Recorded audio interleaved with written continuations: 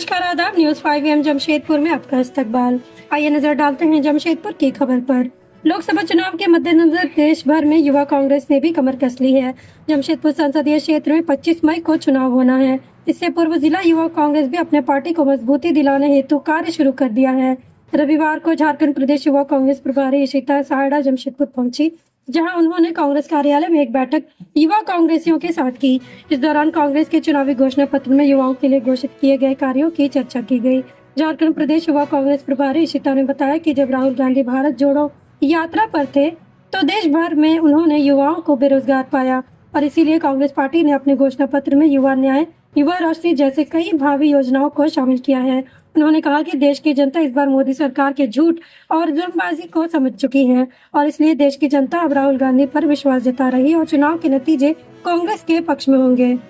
ये लोकसभा के चुनाव को मद्देनजर रखते हुए जिलेवार दौरा चल रहा है, जिसमें युवा कार्यकारिणी की जो बैठक है वो जिलेवार संपन्न हो रही है। मैं लगातार प्रदेश के दौरे पर हूँ और युवा न्याय गारंटी को लेकर मैं युवा कांग्रेस के कार्यकर्ताओं और पदाधिकारियों से आह्वान कर रही हूँ कि जो हमारे ये युवा न्याय के पत्र आप देख रहे हैं, जिसकी चर्चा अमूमन आपने कांग्रेस पार्टी की जितनी भी प्रेस कॉन्फ्रेंस हो रही है उसमें भी देखी है कि युवा न्याय की एक बात हो रही है। युवा न्याय की ज़रूरत क्यों पड़ी ये भी मैं आपको बताना चाहूँगी कि जब राहुल गांधी जी 2 भारत जोड़ो यात्रा करके कन्याकुमारी से कश्मीर तक भारत जोड़ो यात्रा और मणिपुर से लेकर मुंबई तक जो हमारी 6500 किलोमीटर के आसपास की भारत जोड़ो न्याय यात्रा रही, उसमें तमाम युवा नौजवान बेरोजगार भाई, हमारी महिला जो बहनें हैं वो जो हताश हैं, परेशान हैं पिछले 10 साल से, वो मिली, उन्होंने अपना दुख और दर्द साझा किया। तो कांग्रेस पार्टी ने तय किया है कि उनको न्याय देने के लिए हम एक न्याय गारंटी पत्र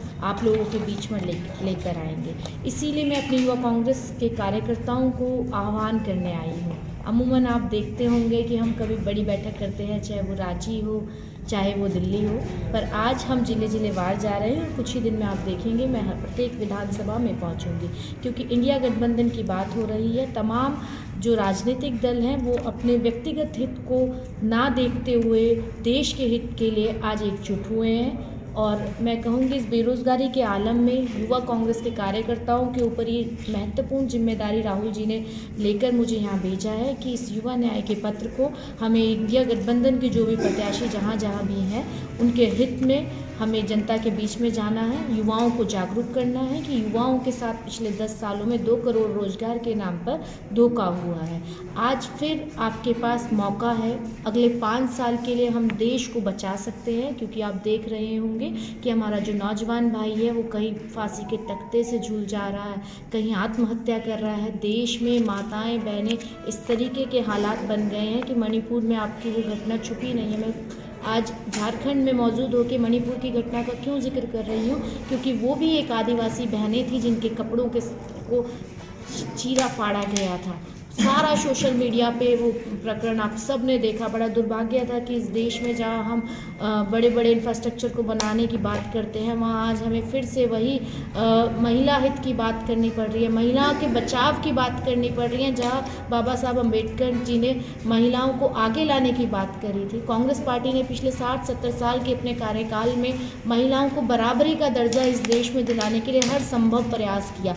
पिछले 10 सालों में उन माताओं बहनों की स्थिति मौजूदा सरकार ने कर दी है और केंद्र में बैठी सरकार उस पर अपना मुंह भी नहीं खोलती है कि अगर वो महिला सुरक्षा की उनके पास कोई एजेंडा नहीं है। आप उनके वचन पत्र को देखिए, ना उसमें किसानों की बात है, ना उसमें नौजवानों की बात है, ना उसमें महिलाओं की सुरक्षा की बात है। उसके वचन पत्र में कुछ नहीं है कि अब दोबारा झारखंड की जो जनता है वो उनको वोट देकर जिताएगी।